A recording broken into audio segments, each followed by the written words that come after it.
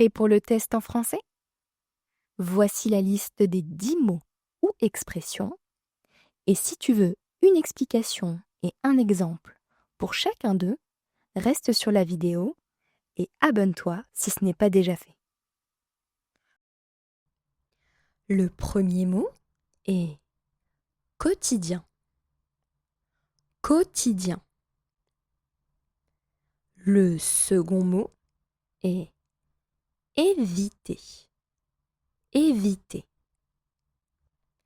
Le troisième mot, cependant. Cependant.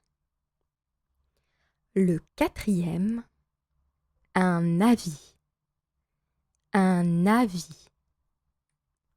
Le cinquième, accueillir. Accueillir. Le sixième mot, désormais. Désormais.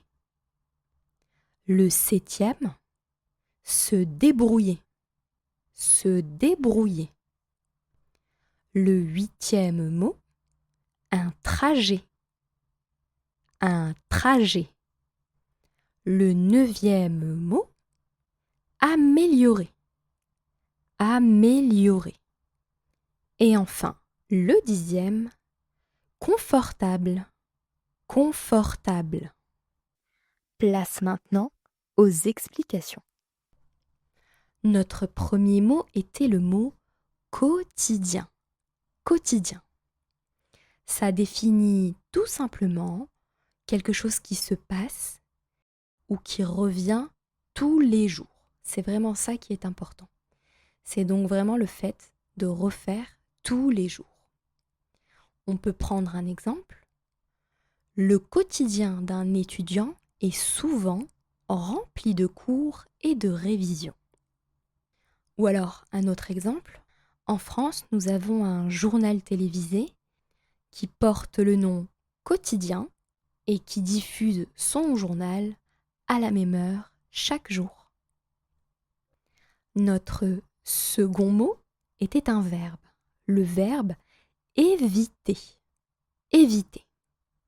Si vous aviez regardé la précédente vidéo, vous avez dû reconnaître ce mot, mais on avait utilisé le terme inévitable. Et là, on est sur le verbe éviter. C'est le même principe, c'est faire en sorte de ne pas rencontrer quelque chose ou quelqu'un, ou alors tout simplement de ne pas faire une action. Prenons un exemple. J'essaie d'éviter le centre-ville aux heures de pointe pour ne pas rester dans les bouchons.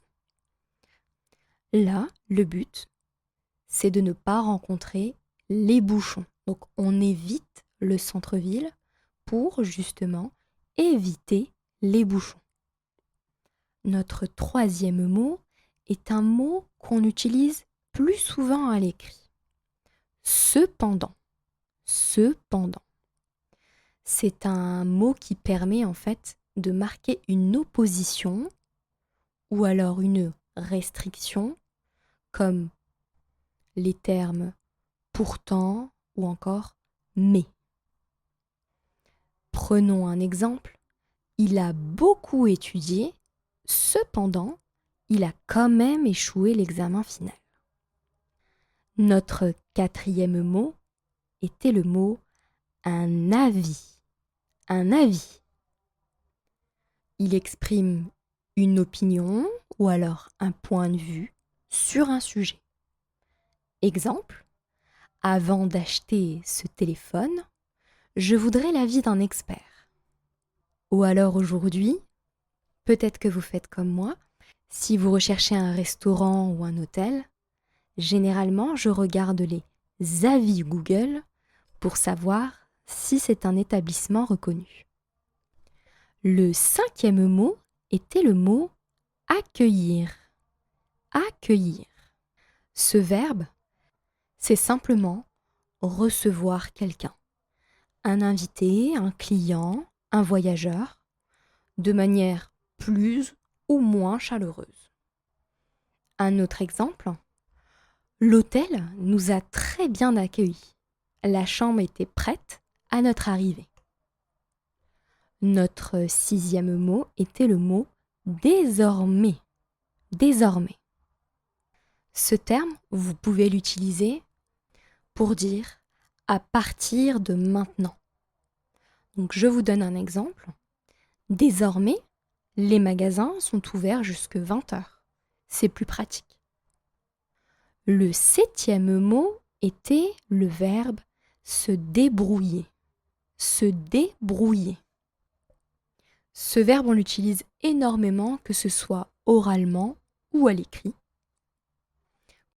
C'est faire quelque chose, réussir à faire quelque chose par nos propres moyens.